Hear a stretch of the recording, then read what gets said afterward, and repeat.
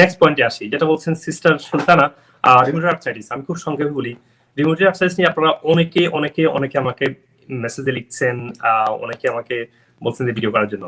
তো আসলে ভিডিও করার তো সময় হয় না, না? তো আমি আপনাদের যে কোশ্চেন দেখাতে পারছি না এখন, ভিডিও করার তো সময় হয় না। তো সেক্ষেত্রে আমি যেটা করতেছি, আপনাকে এখনই রিউমেটয়েড আর্থ্রাইটিস একটা সংক্ষিপ্ত সমাধান দিয়ে দিচ্ছি আপনাকে। যেমন রিউমেটয়েড আর্থ্রাইটিস হচ্ছে যে শরীরের ইমিউন সিস্টেম আপনার নিজস্ব বডি সেলকে, স্পেশালি জয়েন্ট গুলোকে আপনাকে রিড করছে ভুল করে। দ্যাট মিন আপনার ইমিউন সিস্টেমটা কনফিউজড হয়ে যাওয়ার কারণে সে আপনার জয়েন্ট গুলোকে অ্যাটাক করছে, তাকে এনিমি মনে করে। এই যে ডক্টর জাহাঙ্গীর ভাই সুন্দর করে বলেন যে পাগলা immune system. So immune system goat crazy and attacking your joint and other muscles too. You feel pain in the muscle, you feel pain in the joint, and swollen হয়, জয়েন্ট গুলো ফুলে যায়, এবং you feel fatigue, you feel tired, you feel discomfort, you can't sleep, you feel fit, আপনার পাগুলা হয়ে যায়, পাগুলা আপনার প্রচন্ড ঠান্ডা হয়ে যাবে ঘুমানোর সময়, মানে অনেক ধরনের কমপ্লিকেশন দেখা দিবে। ঠিক আছে? এরপরে তাহলে এটার সমাধান কি?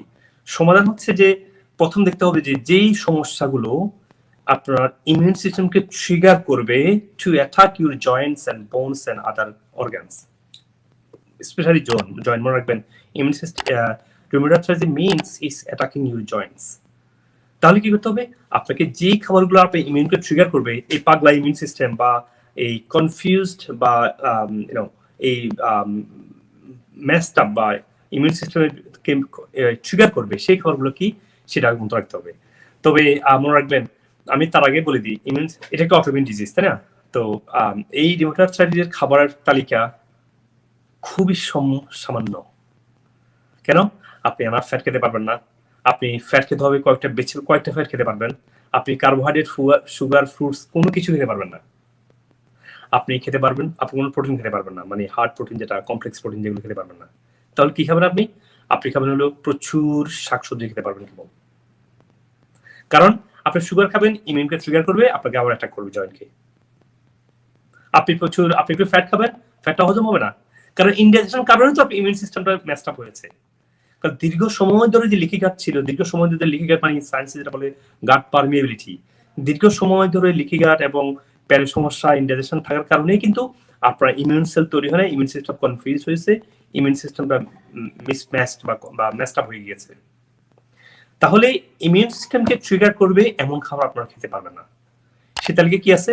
সব ধরনের ফল, সব ধরনের যে 12টা কার্বোহাইড্রেট, আমি সবসময় 12টা কার্বোহাইড্রেট খেতে পারবেন না, সব ধরনের ফ্যাট খেতে পারবেন না, এক্সেপ্ট কিছু ফ্যাট ছাড়া। কারণ সব ধরনের কার্বোহাইড্রেট, সব ধরনের সুগার, সব ধরনের ফ্রুটস আপনার ইমিউনকে ট্রিগার করবে to attack more and more to your joints. তাহলে আপনাদেরকে বলছি, যারা দীর্ঘদিন ধরে গ্যাস্ট্রিকের মেডিসিন খাচ্ছেন, দীর্ঘদিন ধরে ডাইজেশন সমস্যা, তাদের কিন্তু এই অটোইমিউন ডিজিজটা প্রথমে হয়। এটা 30-40-এর দিকে হয়, অনেকের 25-এর দিকে হয়। অ্যাকচুয়ালি আজকাল আমি অনেক পেশেন্ট পাই খুব আর্লি বয়সে হয়। তো it will be very dangerous, it's very dangerous, it will be very careful. এখন তাহলে কি করতে হবে? আপনাকে এখানে মেডিসিন কি হবে?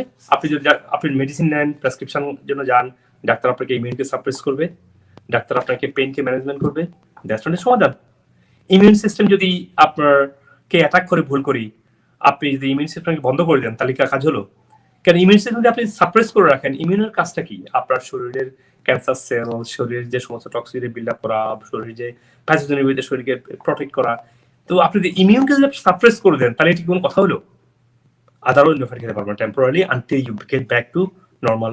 Immune system got train up, get heal, your leaky gut, your gut have to be fixed, your colon need to be clean. So colon যেটা, আপনার কোলনকে ক্লিন করতে হবে, আপনার স্টোমাককে ক্লিন করতে হবে, স্টোমাকের যে গাট, এই গাটকে আপনার ক্লিন করতে হবে। তখনই আপনার এই আস্তে আস্তে আস্তে আস্তে আস্তে আস্তে ইমিউনটা ট্রেন হবে, দেন ইমিউন সিস্টেম তার রাইট কাজটা করবে, এবং আস্তে আস্তে সে আপনার এই অটোইমিউন ডিজিজ রিমার্স থেকে বেরিয়ে আসতে পারবেন। তাহলে দীর্ঘ সময় ধরে আপনাকে এই ডায়েটে থাকতে হবে। তাহলে ডায়েটে কি খাবেন? প্রচুর শাকসবজি এবং কিছু ফ্যাট, সেটা কি?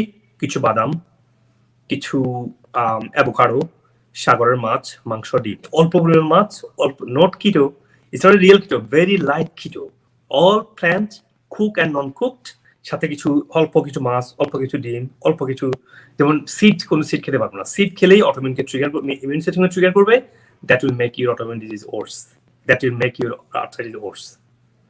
তারপর কি করবেন? তারপর তাহলে খাবেনটা কি? এই প্রচুর শাকসবজি আর কয়েকটা, আর ফ্যাট খাবেন তো অল্প পরিমাণে, আবার প্রসেস ফুড খেতে পারবেন না। যেমন একটা ডায়াবেটিক পেশেন্ট বা ক্যান্সার পেশেন্ট, আপনার আমরা বলি কি চিজ, বাটার, ঘি, হেলদি ফ্যাটগুলো আপনার এনাফ খান, খেতে হবে, to heal your body, to boost up your immune cell, produce immune cell, nervous system, and vitamin D and overall function. But autoimmune disease, rheumatoid, you cannot have even seed. Again, if you suppress your body immune system by prednisone type of medicine or pain management killer, like painkiller, সে আপনাকে তো পেইনটা feel করতে দিচ্ছে না। আপনি অনেকগুলো মাংস খেলে আপনাকে টের পাবেন না, কিন্তু সে তো সমাধান না। শোনা হচ্ছে যে আপনি ন্যাচারালি আপনি এই খাবারগুলো দূরে থাকলেই এটা কন্ট্রোলে চলে আসবে। কন্ট্রোলে চলে আসার পরে then support your gut, clean your metal, বাড়িতে মেটাল জমে গেছে যেটা জিহ্বার নিচে থেকে টের পাওয়া যায়। তারপর আর কি, আপনার দেখেন যে কোথায় আপনার শরীরে হরমোনাল ইমব্যালেন্স আছে। আপনি 4টা জিনিস ফোকাস করেন। একটা হচ্ছে ফোকাস করেন হচ্ছে আপনার ইন্টেস্টাইনটা ক্লিন করা, তারপরে স্টোমাক, আপনার স্টোমাকটাকে যে লিকি গাট হয় দীর্ঘদিন ধরে ইনডাইজেশন, এটা ক্লিন করা। নাম্বার 3 হচ্ছে আপনার মেটালকে ডিটক্স করা, হরমোনকে ব্যালেন্স করা। এই 4টা কাজ যদি ঠিক করতে পারেন, তখন ইমিউন সিস্টেম, তার আপনি যদি এনাফ খাবার খান, তখন ইমিউন আপনার জয়েন্টকে রিয়েক্ট করবে না, তখন আস্তে আস্তে আপনি, এবং ইট টেক্স টাইম। আমার পেশেন্টদেরকে আমি বলি, যখন আমার অটোমেটিক রিউমাটয়েড পেশেন্ট আসে, আমি বললাম যে আপনাকে 3 বছরের জন্য আমার কাছে আসতে হবে, নট 1 বছর, নট 2 বছর, আদারওয়াইজ ডোন্ট কাম। ইয়েস, আপনার 3 দিনের মধ্যে রোমাটাইটিস কন্ট্রোলে চলে আসবে। তো কন্ট্রোলে আসার মানে সমাধান না। সমাধান হচ্ছে যে আপনার যেটা বললাম, আপনার হরমোন ব্যালেন্সে আসা, মেটালকে ডিটক্স করা, আপনার লিকি গাট, যেটা আপনার পেটে যে ফার্মিবিলিটি তৈরি হতো এটা ফিক্স করা, আপনার যে ইন্টেস্টাইনের যে হেলথটা, ইন্টেস্টাইনকে ইনফ্লামেশন থেকে বের করে নিয়ে আসা, যাতে করে এনাফ এনজাইম প্রডিউস হয়, যাতে করে তার তার ডাইজেশনটা ঠিকমতো হয়, তখন আস্তে আস্তে আস্তে বেরিয়ে আসে। এমন সেক্ষেত্রে আমাদের ক্লিনিকে যে সাপোর্টগুলো দেই, সেগুলো হচ্ছে যে আমরা যে মেডিসিন সাপোর্ট দিই, সেটা হচ্ছে আমরা প্রাইমারি দিচ্ছি enzyme to digestion, to colon cleanse. আমরা কিছু মেকানিক্যাল, যেমন আমার পেশেন্টদেরকে আমি পাঠাই হচ্ছে ইয়েতে কোলন হাইড্রোথেরাপি পাঠাই। আমি কফি নিমা করতে বলি, হ্যাঁ, at least once in a week. প্রথম থেকে বেশি করতে হবে, এভরিডে করতে হবে 7 দিন। এরপরে ওয়ান্স ইন কফি নিমা করতে বলি। এরপরে কি আমরা দিই হচ্ছে যে প্রোবায়োটিক দেই।